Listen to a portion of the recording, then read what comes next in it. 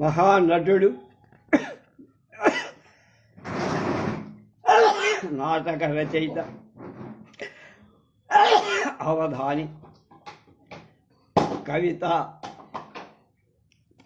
కళా నిధి కుంభావ సరస్వతి శ్రీ బలిజేపల్లి లక్ష్మీకాంత కవి గారి ధార్మిక కృతులు 10వ భాగం 29/11/24. ఇంకా మనం దీన్ని సిద్ధాంత గ్రంథంగా శ్రీ డాక్టర్ మల్లేల శ్రీహరి గారు రాశారు. అందులో శివానంద లహరి, శంకర భగవత్పాదుల శివానంద లహరి చెప్తున్నారు. ఇంకా చివరిలో ఉన్న 60-65 శ్లోకాల్లో పూజా సామగ్రి ఉన్నా పూజా స్థానం తెలియకపోవటం చేత పూజింప సమర్థుడను కాను అని తెలిపే పూజా ద్రవ్య సమృద్ధయు విరచితాః పూజాం కథం కుర్మహే అనే శార్దూల విక్రీడిత శ్లోకం సముపార్జించితి దేవ నీకు అయి పూజా ద్రవ్యమున్ కాని పంతముతో ఆ మత్తేభ విక్రీడితంతో మొదలుపెట్టారు. విరచిత అనే శబ్దాన్ని సముపార్జించితి అని పద్య ప్రారంభంలోనే చెప్పారు. పూజా కథం కుర్మహే అని శ్లోక ప్రథమ పాదాంతంలో గల నగల ప్రయోగం అనువాదంలో పద్యాంతంలో ఉండగా శక్యం బౌని పూజింపగన్ అని కోర్చబడి పక్షిత్వ నచ వాకి వా పక్షించ పక్షిత్వ నవ నచ వా కితిత్వం మసిమపిన ప్రాప్తం మయా దుర్లభం అనే వాక్యానికి తానే దుర్లభమైన పక్షిత్వం లేక కఠినత్వాన్ని పొందబడలేదు అని భావం. ఇక్కడ బలిజేపల్లి బొందు రూపాలను ధరించిన వాళ్ళి మున్ ఇది హంసరూపం రమాదారుండు భూచార విరూపమున్ తాల్చి అని అనువాదించారు. మూలంలో 4వ పాదం చివర నజ్ఞాతం పిహితామహేన హరినా తత్వేన తద్రూపిణ అనే వాక్యంపై భావం ప్రకటించింది. శ్లోకంలో 3వ పాదం చేత తేనా విభూ అనే దాన్ని అనేటువంటి అనువాదకర్త ఈ ఉత్తమాంగం అంటే సల నీ పాదం మీద నేను ఎదిగించి కొరాల్సి వచ్చింది అన్నది. అనువాదకర్త దివిన్ భువిన్ వెదకి పల్పన్ అనే ప్రయోగంలోని ధృత ప్రకృతికారు ధృత గతి గల హంస కిటి ప్రవృత్తలలో గల పతంగ ధ్వనిని చేస్తారు. పతంగమనే అచ్చ తెలుగు పదం వలన పద్య సౌందర్యమే కాక అర్ధ గాంభీర్యం కూడా హృదయంగమంగా ప్రకటితమై దివిన్ భువిన్ అనే ప్రయోగాన్ని అనుప్రాసాలంకార శోభితమై యథాసంఖ్యగా ప్రయుక్తమై రహదారుండు రమాదారుండు భూదార అనే ప్రయోగాలు 73వ శ్లోకంలోనికి భూధారత శ్రీ భూధార ప్రయోగాలని జ్ఞప్తికి తెస్తారు. ఉమాజానీ విభూ అనే సంబోధన మూలంలో 3వ పాదంలో ఆ రెంటికి బదులు అనువాదకర్త ప్రథమ ప్రారంభంలో సముపార్జించితి అనే క్రియాపదం తరువాత దేవ అని ప్రయోగించారు.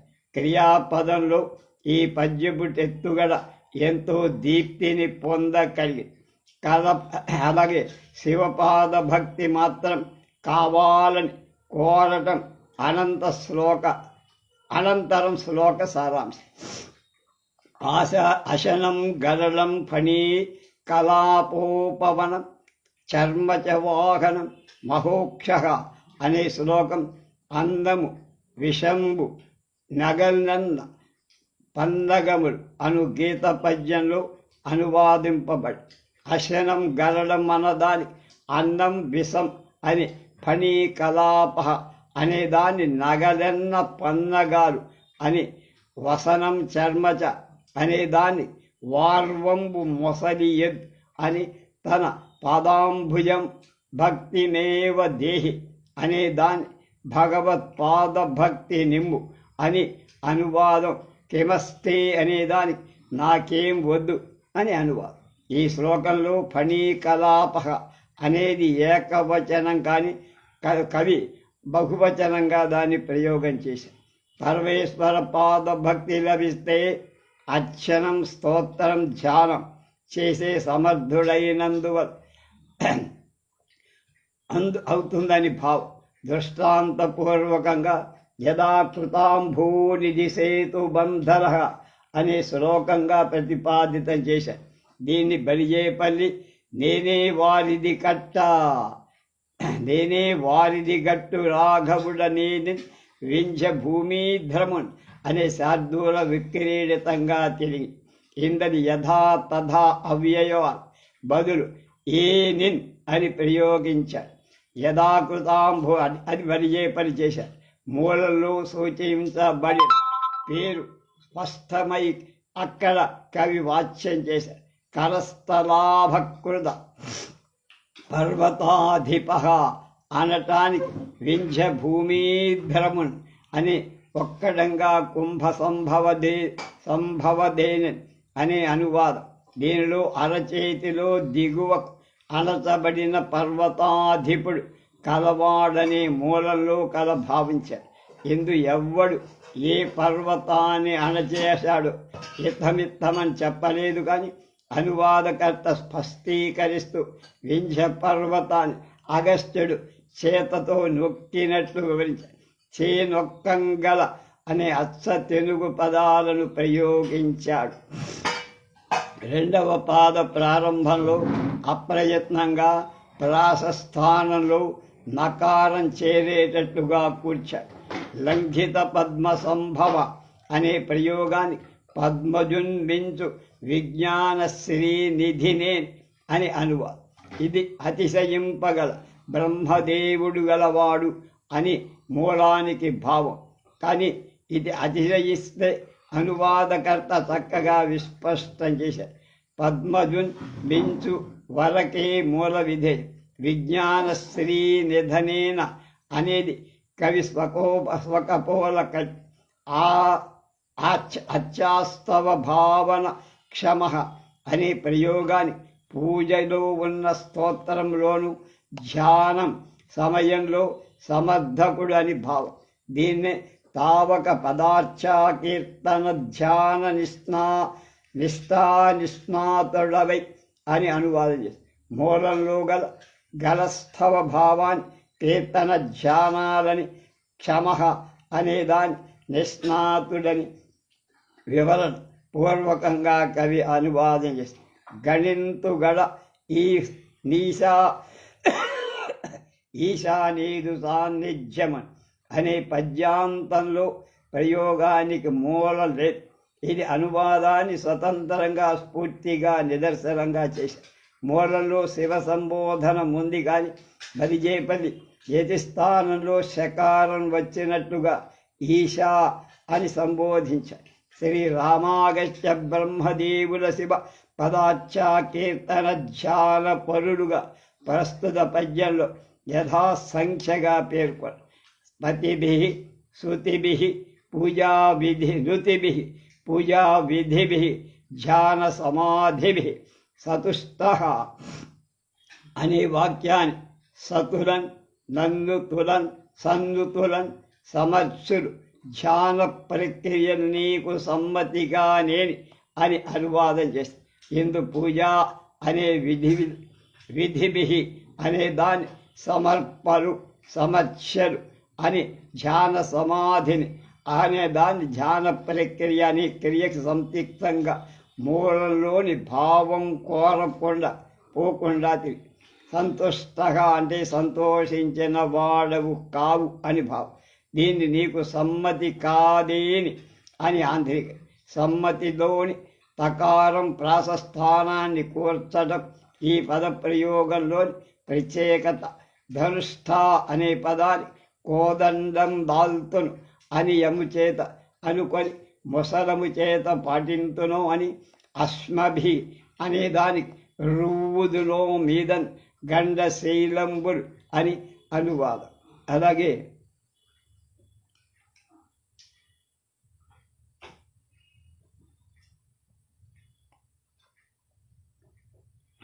ఎందు వద అనే దానికి వచింపుము అని అనువాదం. తక్కిన వాక్యానికి ఏకతనయుష్మన్వృత్తి యౌనం అని ఆంధ్రీకరణం.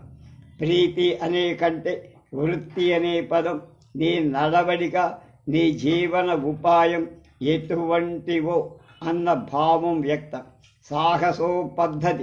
సాహసోద్ధతి నీతోడంబెనం అనే ప్రయోగం మూలంలో లేదు.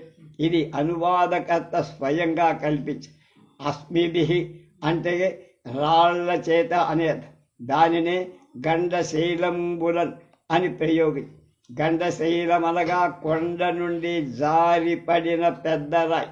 మూలంలో సంక్షిప్తంగా ఉన్న విషయాన్ని విస్తరిస్తూ అవసరమైన పదాలకు తార్వీయ అర్ధ గాంభీర్య స్ఫూర్తితో గజ చర్మాంబరధారి అయిన పరమశివుడి ప్రవృత్తిని మత్తేభ విక్రీడితంగా మనోహరంగా ప్రకటించి కొందరు భక్తుల వింటి దెబ్బల చేత, మరికొందరి భక్తుల రోకటి పోట్ల చేత, మరికొందరు భక్తులు రాళ్ళు రువ్వటం చేత పరమేశ్వరుడు పరమ ప్రీతి పొందాడని పురాణ గాథ. పూర్వ శ్లోకానికి ప్రస్తుత శ్లోకం అనుబంధప్రాయం. ముందు తెలిపిన భక్తులు సాత్విక గుణ సంపన్నులు కాగా, ఇప్పుడు వీళ్ళంతా కూడా రజస్థమో గుణ పూరితులైన మూఢ భక్తులు. వివిధ భక్తులు వారి అర్చనా పద్ధతులు తెలిపిన తరువాత శక్తి కొలది త్రికరణ శుద్ధిగా పరమేశ్వరుని సేవిస్తాను అనే భావం వచసాచరితం వదామి శంభు అనే శ్లోకంలో ప్రకటితమై దీన్ని తరపున కొలంతున్ అని కందంలో దాన్ని తింపారు. అలాగే అనువాదం అందులోని ప్రథమ పాదాన్ని మనసాకృతిమీశ్వరస్య సేవి అనే వాక్యం మూలం ఈశ్వరస్య ఆకృతిన్ మనసా సేవి అనే అన్వయక్రమం. ఇదే తలపున నిన్ను గొలుచుటన్ అని అనువాదం చేశారు. శిరసా చైవ సదాశివం నమామి అనే 4వ పాదం దేనికి తలచేత మృక్కుతా అని తెలుగింపు చేశారు. అటుపై శ్లోక ప్రథమ పాదంలో వచస చరితం వదామి అనే వాక్యం నాకును నీ చరితంబులు కీర్తించుడ అని అనువదింప. మూలంలో 2వ వాక్యం అహం ఉద్యోగ విధాను తేజ ప్రసక్త అన్నది. దీనికి నేను నీ యొక్క ఉన్నత యోగ విధానాలలో పరిచయం లేని వాడను అని భావం. దీని అనువాదకర్త పరిపూర్ణ స్వతంత్రతతో ఏ కరుములు నాకు వలదయ్య అని పేరు.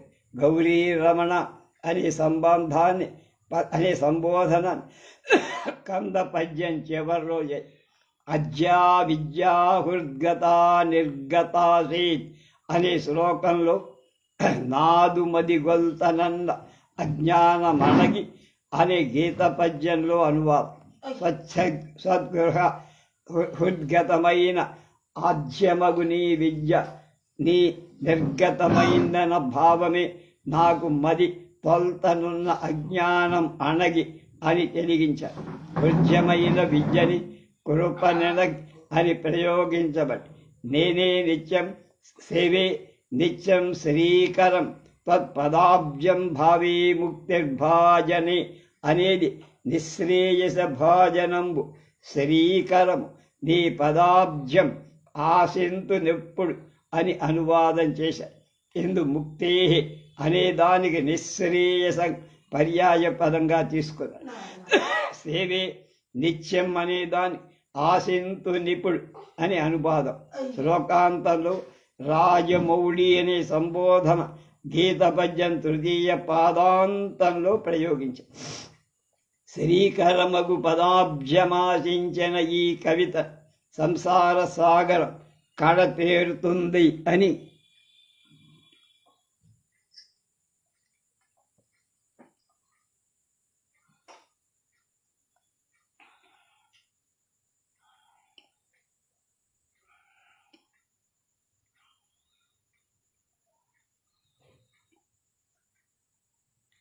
కడతీర్చమని వేడుకోవటం.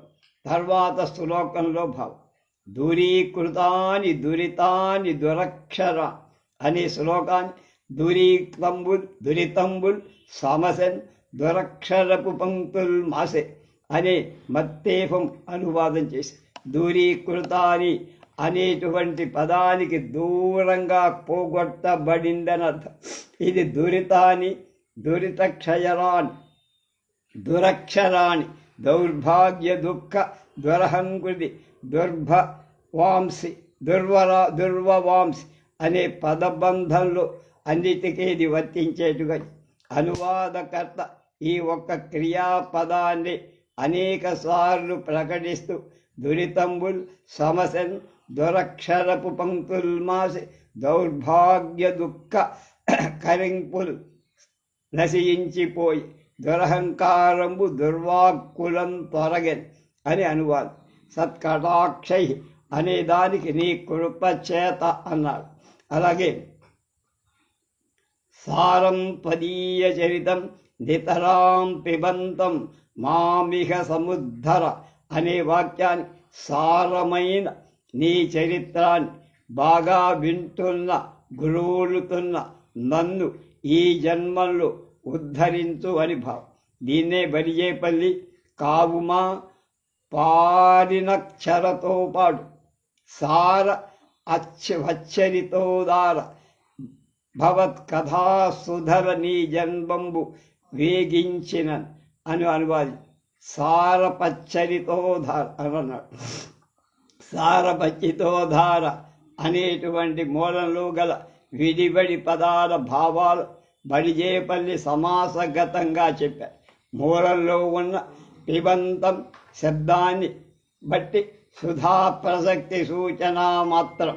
కానీ ప్రస్తుత సమాసంలో ఈ కవి కథా సుధల అని విస్పష్టం చేశాడు.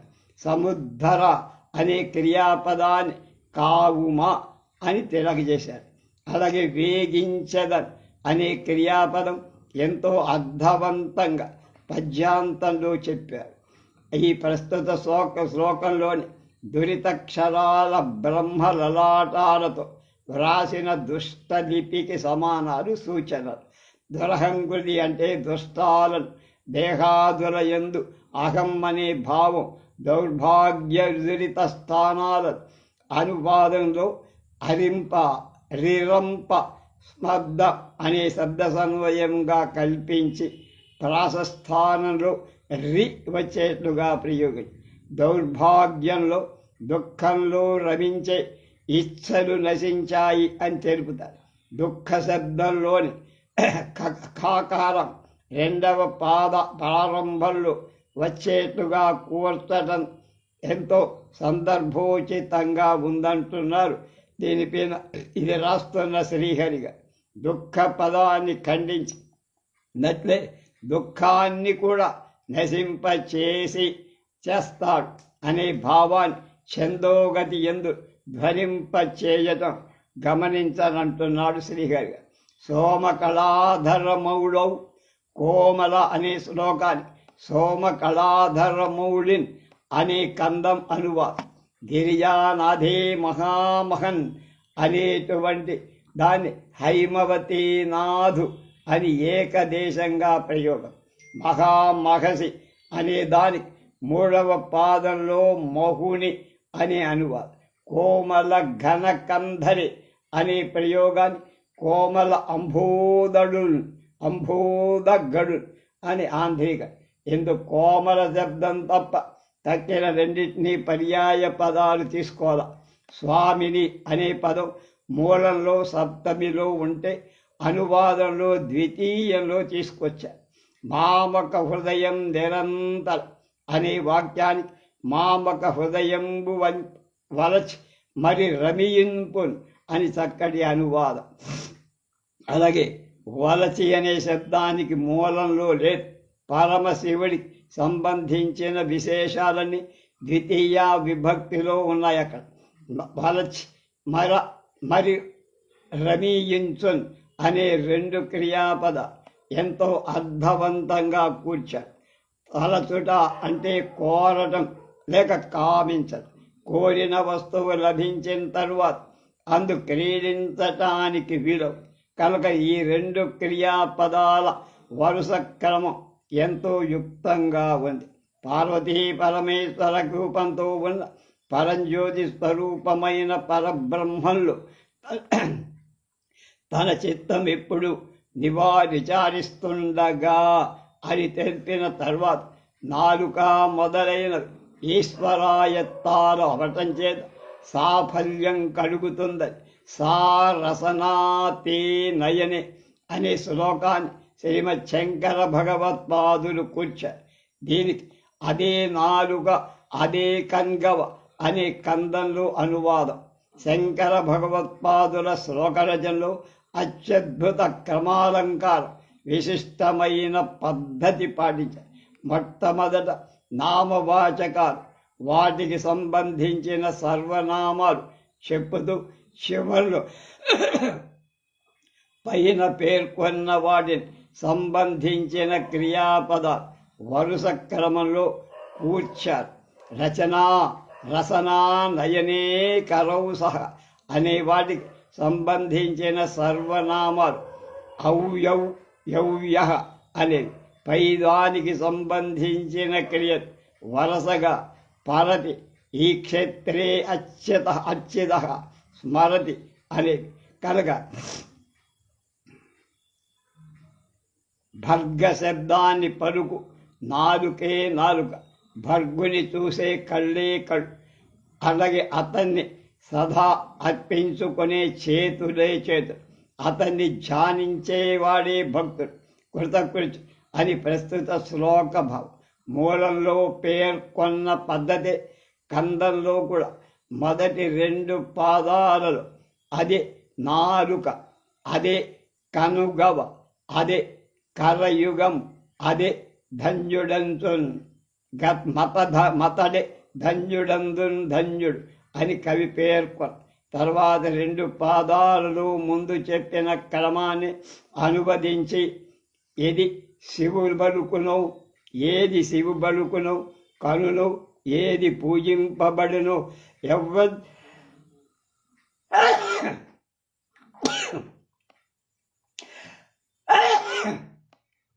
ఎవ్వడించునో భక్తిని అని యథాప్రకారంగా అక్కడి దింపేశారు.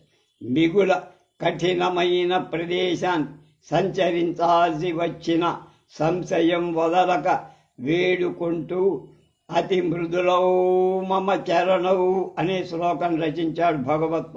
దీనికి మృదుల తరంబైన నా పదములు మృదుతరంబగు నా పదములే ఏడ అని అందుకు అతి కఠినం అదేటువంటి దానికి పరీష పురుషంబైన నీదు భావమేమి అని కథమా నిద్గిరౌ సదా ప్రవేశ అంటానికి కొండ అదెట్లు తిరిగడు అని అనువాదం.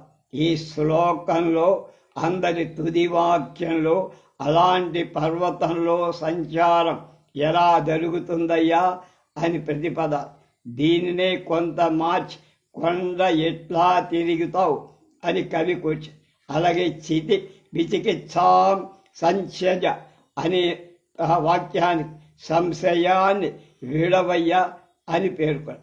కానీ బలిజేపల్లి ఈ భావాన్ని ఎంతో స్వతచ్ఛందంగా మూలంలోని భావాన్ని వన్నె కదిగేటట్లుగా అని నది చెల్లు అంబా నయ్యా అన్యాయంబై అని తెలిగింది. మూలంలో భవానీ శివ అని రెండు సంబోధనలుంటే కవిగారు ఈ రెంటిని మారుగా పంచాంతలు కొండ రేడ అని సాభిప్రాయంగా సంబోధి అతిశయమైన అర్థం తెలిపేటప్పుడు వీరు సాధారణంగా ఒక పదం ఒకటికి రెండు మార్లు ప్రయోగించి రచనలు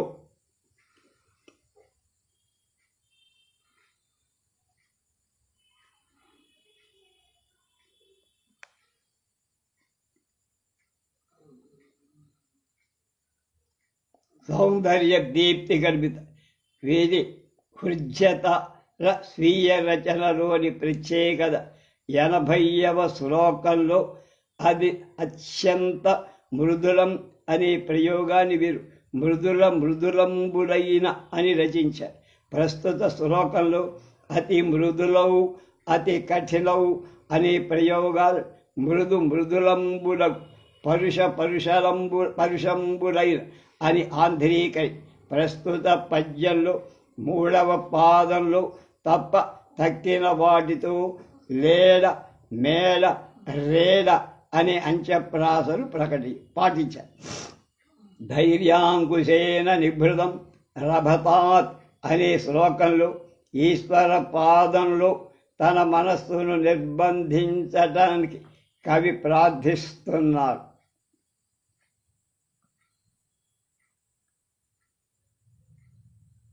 ప్రస్తుత శ్లోకంలో మదవన్నానుని చిత్తబాలనం సంజ్ఞామాధ అంబానాథ ధైర్యాంకుశ అనే మత్తేభ విక్రీడిత వృత్తం సన్నివేశ సముచిత ఛందశిల్ప మర్మజ్ఞత నిదర్శనంగా ముద్రాలంకార స్ఫూర్తిని సూచిస్తూ ఆంధ్రీకరించాడు బలిజేప.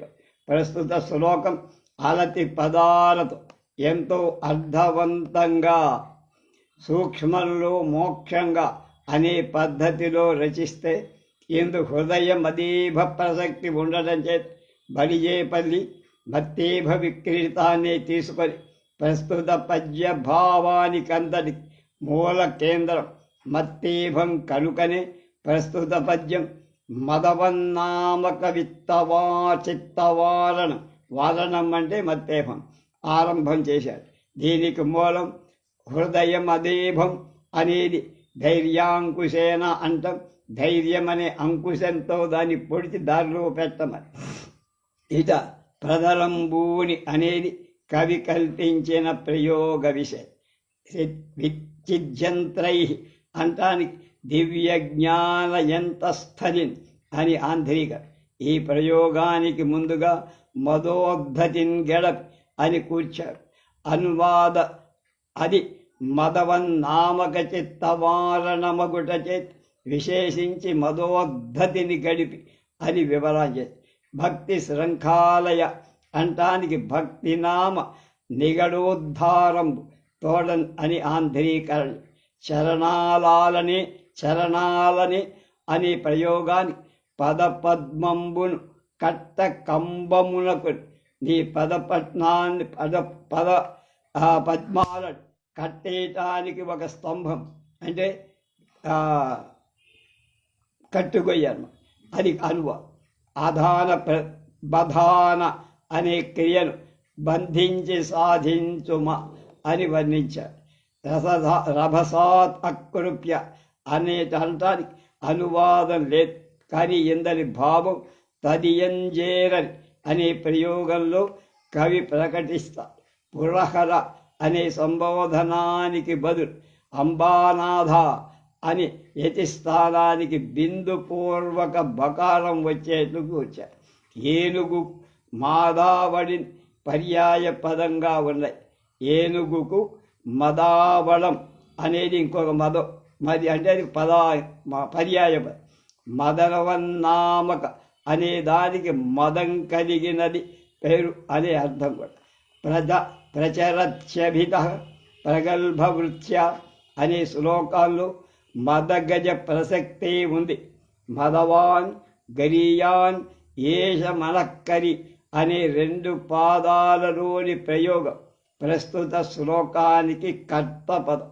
అచ్యుత్తోనృత్యగజం ఆ చిత్తోనృత్తగజం ప్రగల్భవృత్తిలో అని అనరాని గమనంతో అంతటా సంచరిస్తోందని బలిజేపల్లి రస. దీన్ని భక్తి అనే తాటితో ఎంతో నయమార్గంలో పట్టుకొని పరమస్థాను పదంలో దృఢంగా పొందించమని పరిగృహ్యనయేన భక్తి విజ్ఞాపరమస్థాణుపదం దృఢన్నయాము అని శ్లోక తృతీయంగా ఉంటే చతుర్థ పాదంలో ఆదిశంకరుడు ప్రతిపాదించారు. దీన్నే బలిజేపల్లి కందంలో మత్తిల్లి ఇచ్చ వచ్చిన ఎత్తునల్లలా పచరించు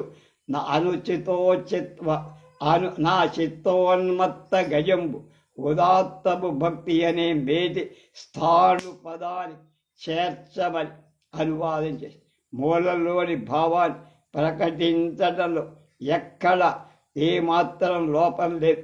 ప్రగల్భ వృత్యా అనే దాన్ని ఇచ్చవచ్చిన ఎత్తున అని తెనిగి అట్లే అభిత ప్రచరతి అనేదానికి ఇచ్చవచ్చిన ఎత్తు అని తెలిగి అట్లాగే అభిత ప్రచురతి అనేదానికి ఎల్లడ చరించడు అనే తెలుగు సార్. భక్తి రజ్వాలోని రజ్వా శబ్దానికి తెలుగు లేదు. అనువాదం భక్తి అనేటువంటి మేటి స్థానుపదంగా ఆరోపించబడి ఎందు భక్తికి ఉదాత్తం అనే విశేషణం చేర్చారు.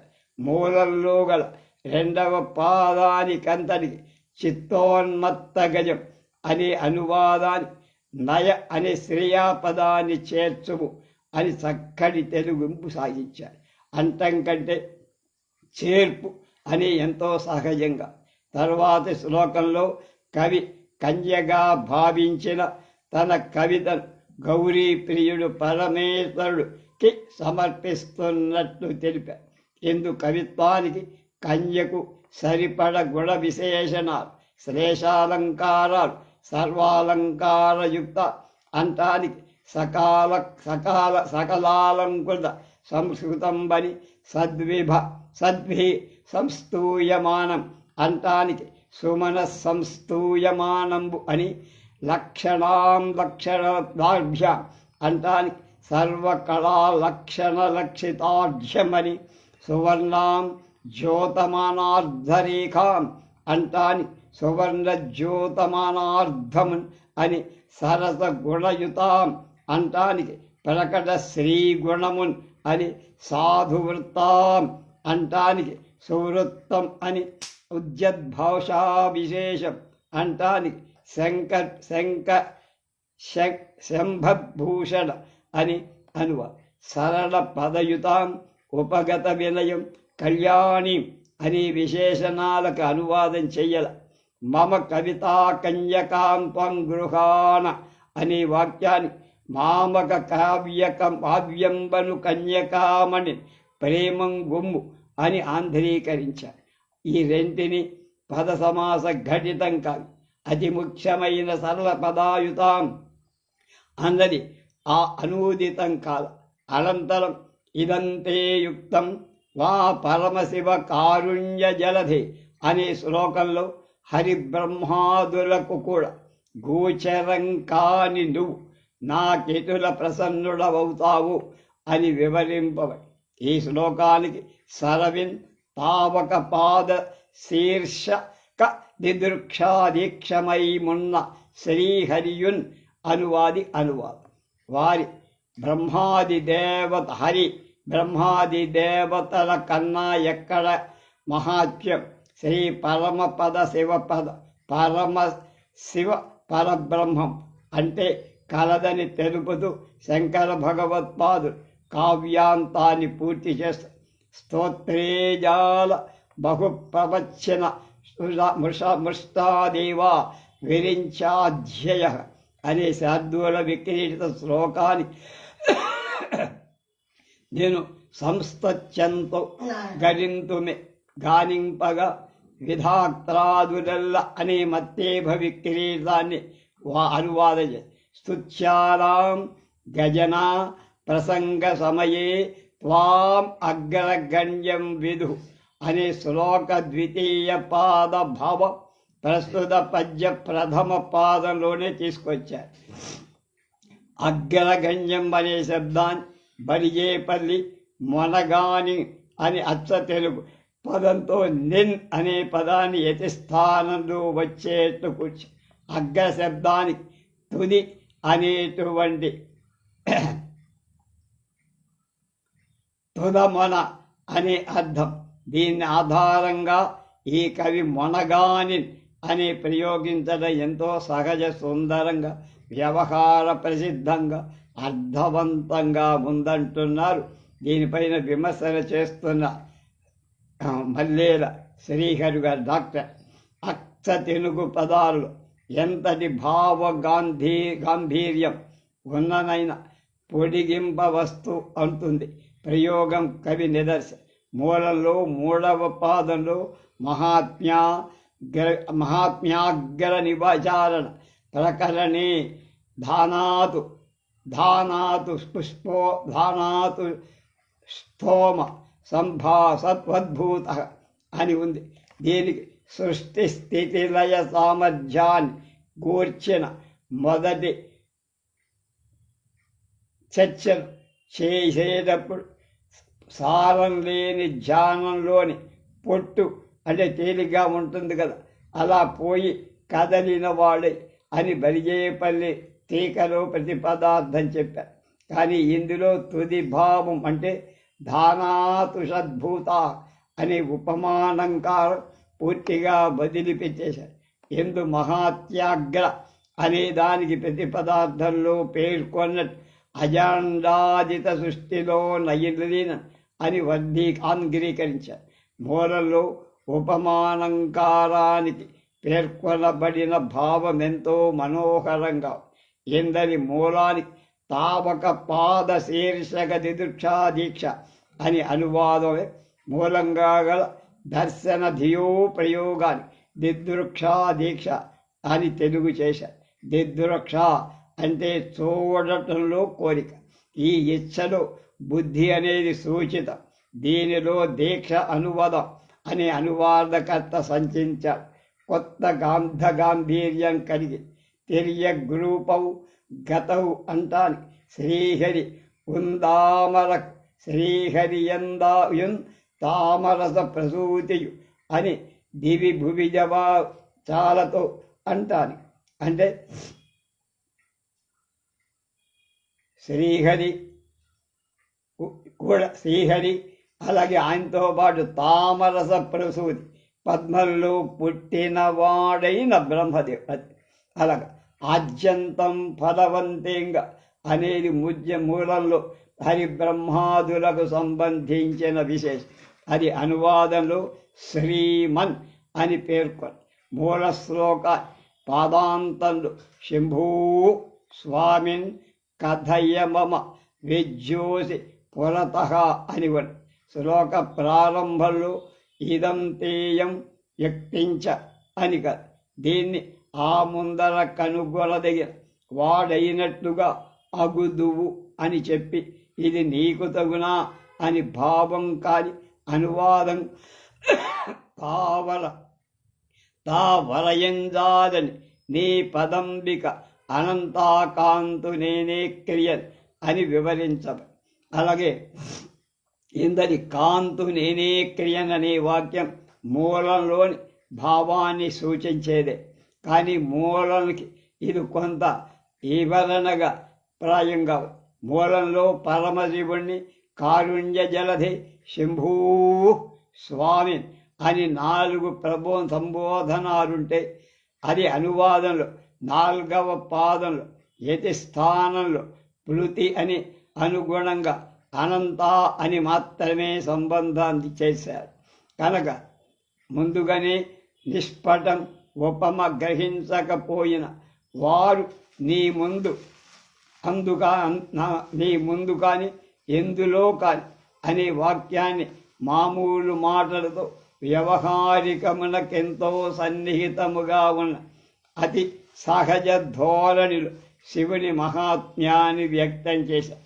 త్వాం విదురుత్తమోత్తమ ఫలం శంభూ భవచ్చేవక అనే వాక్యార్థాన్ని ఇక ఉత్తమోత్తమ ఫలం స్థోమం నీకంటే లేదని నీ భక్తి జనాలు అందరికీ తెలుసని అని తెలిగించారు. భవచ్చేవక అనే పదాన్ని బలిజేపల్లి తన టీకలో నీ భక్తులైన అనే అర్థం చెప్పారు. అది వరించాధ్యాయ దేవ విరించాధ్యాయ దేవ అనే దానికి విశేషణంగా శ్రీకలో పేర్కొనబడి ప్రస్తుతం భవచ్చేవక విదుహు అనే వాక్యాన్ని నీ భక్త జనం బెరుగు అని ఏ విధాత్రాదుల కంటే అన్వయం పడిగా పద్యరచనలో ప్రకటితమై స్తోత్రేణ అలం అహం ప్రవచ్ఛన్నం వృషా అనే మొదటి పాదంలో కల వాక్యాన్ని బడిజేపల్లి నిజము ఈశా ఇంకా చాలున్నతులు అని పద్యాంతంలో తెలిపి కావ్య సమాప్తం చెయ్యడం ఎంతో ఔచిత్యవంతంగా అమృషాన్న వస్మి అంటే అసత్యాన్ని చెప్పను అని భావం. దీనికి నిజం అని మాత్రమే భావం. స్తోత్రేణ అలం అనే దానికి స్తుతి చేత చారుని అని అర్థం. దీన్ని బలిజేపల్లి ఇక చారున్నతులు అని బహువచనంగా ప్రయోగించడం చాలా గొప్పగా సమంజసం. మూలంలో శంభూ అనే సంబోధన ఉంది. దీన్ని బదులు ఇందు ఈశా అని సంబోధించి శకారానికి గల అచ్చుకు పులతయతిని పాటించారు. ఇలా బడిజేపల్లి లక్ష్మీకాంతగవి శివానందలహరిలో గల శివస్తవ శ్లోకాల ప్రతి పద ఆంధ్ర టీకా తాత్పర్య పద్య సహితంగా ఆంధ్రీకరించి 5/2/1930 తేదీన తాను గుంటూరులో ఉన్న ఈ గ్రంథం 2వ కూర్పు ముద్రించాల్సిన అవసరం కలిగి అలా తన పీఠికలో చెప్పారు. మొదటి కూర్పు ఎప్పుడు అచ్చుబడింది, పీఠికలో ఉట్టంకిస్తే ఎంతో బాగుంది. అలా అల్లూరి వాస్తవ్యం ఆస్తిక శిఖామణులు నాట్యగాన కళావిదు శ్రీయుత పర్వతరెడ్డి రామచంద్రారెడ్డి గారు ప్రస్తుత పుత్రానికి ముద్రణ మూల్యం ఇచ్చినట్లుగా పీఠికలో చెప్పారు. ప్రతి పదార్థాన్ని వ్రాసేటప్పుడు మూలాన్ని గ్రహించటం, అందులో ఉన్న ప్రతి పద్యాన్ని ప్రారంభంలో ఆయా శ్లోకాలు సారాంశాన్ని ప్రకటించి కొన్ని సందర్భాలు ముందు శ్లోకానికి తర్వాత శ్లోకానికి గల అనుబంధాన్ని ప్రతిపాదిస్తడం ఈ రచనలోని ప్రత్యేకత. పద్య రచనలో ప్రసిద్ధుడైన ఈ మహాకవి రచనలు చదివి అందులోని స్వారస్యాన్ని నా బుద్ధి మేర కలిగి భాగ్యంలో నేనెంతో సంతోషించి వీరి గ్రంథాన్ని గురించి సవిమర్శముగా చర్చించే అవకాశం లభించినందుకు గర్విస్తున్నా. వీరు తమ జీవితంలో ఎన్నో కష్ట నష్టాలు ఒడిదొడుకు ఉచ్చనీచ స్థితి దారిద్ర్య బాధలు అనుభవించారు. అనుభవాలన్నీ సహృదయుడు అయిన అతని రచనలు ప్రతిఫలించి సహజ సిద్ధంగా నెలకొల్పి పద్యరచన ప్రతిభకు అలంకార ప్రయాణ. బలిజేపల్లి లక్ష్మీకాంతకవి శివానంద లహరి వ్రాసిన అనువాద పద్యాలతో పాటు టీకా తాత్పర్య విశేషాలు కూడా ప్రచురించి నిజంగా ముముక్షు కోడి మహా ఉపకారం చేసి కేవలం అనువాద పద్యాలనే ప్రచురిస్తే అది ఏ కొందరికి మాత్రము అలరించుడు.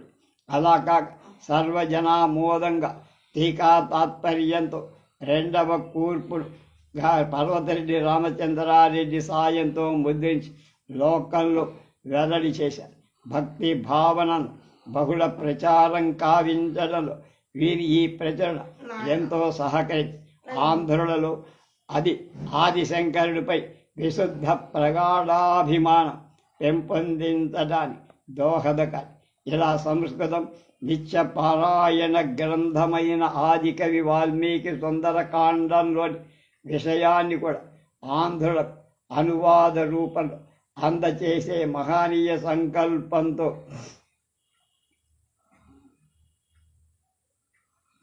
మూలంలోని భావం ఎక్కడా కొరబడకుండా వాద్య పద్య ప్రబంధాన్ని మిగిలిపోయిన భాగాన్ని మేడవరం రామబ్రహ్మశాస్త్రి గారు పూరించారు. నా కవిత్వంలో మీ కవిత్వం చక్కగా కలుస్తుంది కాబట్టి మీరు ఈ సుందరకాండం పరిపూర్తి చేయండి అని చెప్పారట. ఎలా అనువాదం చేశారో రేపు తెలుసుకుందాం.